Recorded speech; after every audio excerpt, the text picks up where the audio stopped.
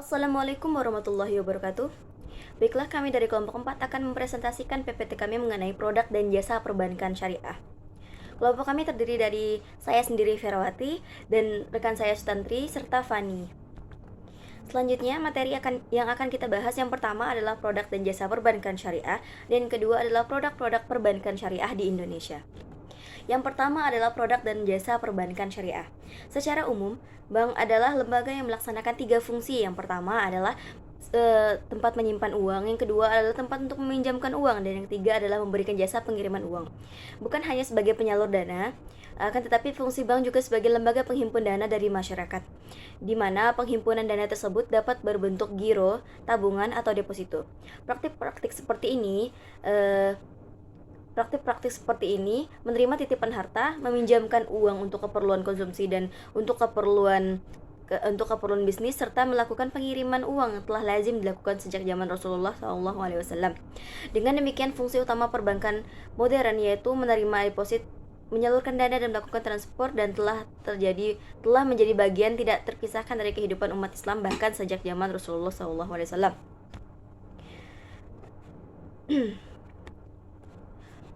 Pelopor bank syariah di Indonesia adalah BMI atau Bank Muamalat Indonesia yang mulai beroperasi pada tanggal 1 Mei 1992. Namun kini bank syariah sudah berkembang pesat dan semakin banyak yang menawarkan produk syariah, terlebih lagi setelah disahkannya Undang-Undang Perbankan Syariah Nomor 21 Tahun 2008 oleh DPR RI.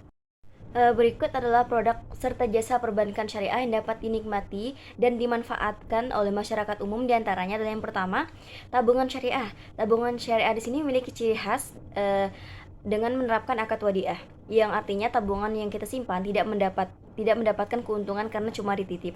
Tidak ada bunga yang diterima oleh nasabah, atau tetapi bank memberikan hadiah atau berupa bonus kepada nasabah. Yang kedua adalah deposito syariah. Deposito syariah merupakan produk simpanan di bank yang penyetorannya maupun penarikannya hanya bisa dilakukan pada waktu tertentu saja. Karena bank membutuhkan waktu untuk melakukan investasi, deposito syariah menggunakan akad mudharabah.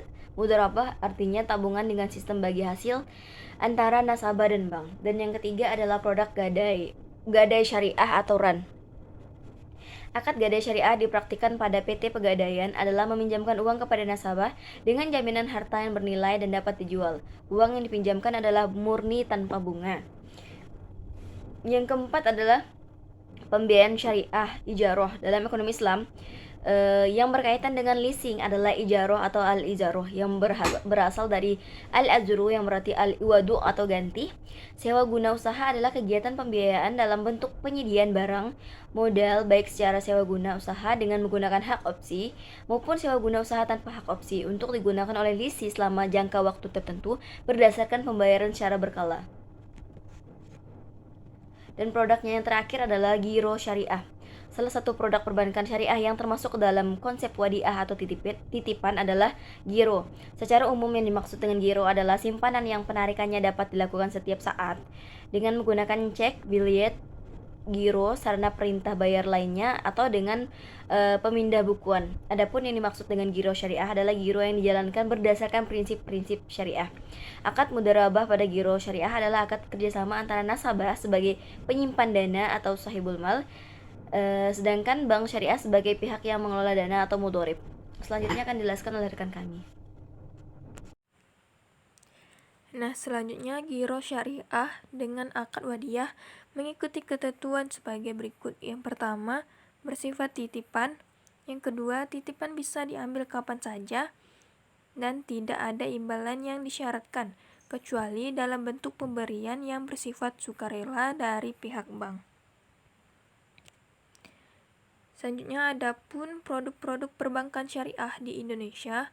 Yang pertama, pasar modal, yaitu investor yang ingin berinvestasi secara syariah di bursa saham halal atau Jakarta Islamic Index yang dikeluarkan oleh MUI.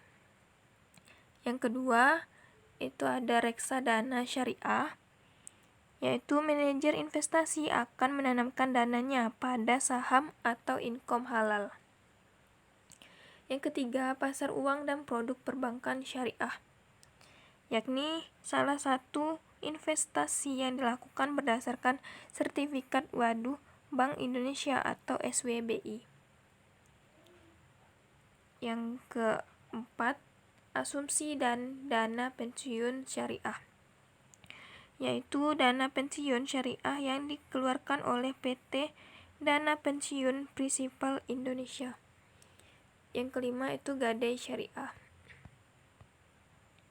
Secara garis besar, pengembangan produk bank syariah dikelompokkan menjadi 3 kelompok, yaitu produk penyaluran dana, produk penghimpunan dana, produk jasa, dan produk-produk tersebut yang ditawarkan bank kepada nasabahnya dengan penjelasan berikut. Yang pertama, penyaluran dana. 1. Prinsip jual beli atau bai. Jual beli dilaksanakan karena adanya pemindahan kepemilikan barang. Kedua, prinsip sewa atau ijaroh.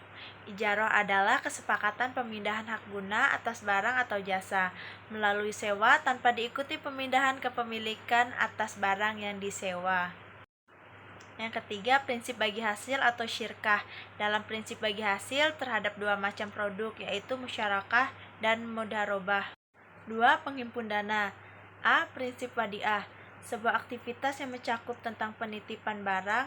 Ini dilakukan antara pihak yang ingin melakukan penitipan kepada pihak yang memiliki kuasa untuk melakukan penitipan serta mendapatkan kepercayaan dengan tujuan untuk menjaga keselamatan, keamanan, serta kebutuhan barang atau uang tersebut. Yang B. Prinsip mudharobah. Prinsip yang diterapkan melalui mekanisme jual beli barang secara cicilan dengan menambahkan margin keuntungan bagi bank. Nah, yang ketiga ada jasa perbankan. Yang A. Pembiayaan untuk berbagai kegiatan investasi atas dasar bagi hasil. Yang B.